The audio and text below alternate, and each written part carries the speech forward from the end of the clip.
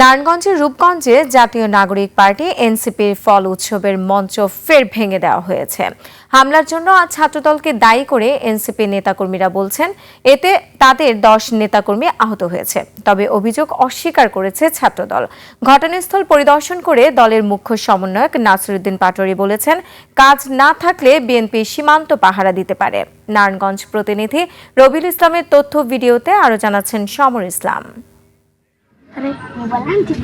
দুপুরে রূপগঞ্জের দাউদপুরে কুলিয়াদি সরকারি প্রাথমিক বিদ্যালয় মাঠে ফল উৎসবের জন্য শুক্রবারের হামলায় ক্ষতিগ্রস্ত মঞ্চ নির্মাণের কাজ করছিলেন এনসিপির নেতাকর্মীরা। সে সময় আবারও হামলা হয়।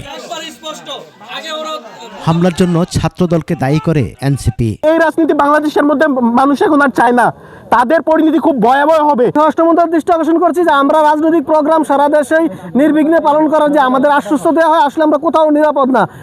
তবে অভিযোগ অস্বীকার করেছে ছাত্রদল, আর পুলিশ বলছে তদন্ত করে ব্যবস্থা নেওয়া হবে।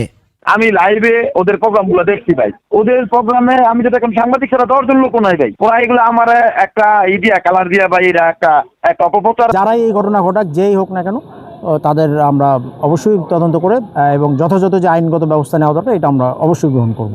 বিকেলে ঘটনাস্থল পরিদর্শন করেন এনসিপির মুখ্য সমন্বয়ক নাসিরউদ্দিন পাটোয়ারি। বলেন, ভাঙচুর ও বাধা সৃষ্টি গণতান্ত্রিক রাজনীতির ভাষা হতে পারে না। এইগুলা তো কোনো আসলে রাজনীতি না, এগুলা হলো ছাত্রলীগ, যুবলীগ, আওয়ামী লীগ করতো। আমি আল্লাহর রাস্তায় বিএনপিকে বলবো, এই সব সন্ত্রাসী কার্যক্রম পরিহার করুন। যদি কাজ না থাকে সীমান্ত পাহারা দেন, তারপরেও আপনাদের একটি কাজ হবে। সংস্কার প্রশ্নে কোনো ছাড় দেওয়া হবে না বলেও জানান এনসিপির এই নেতা।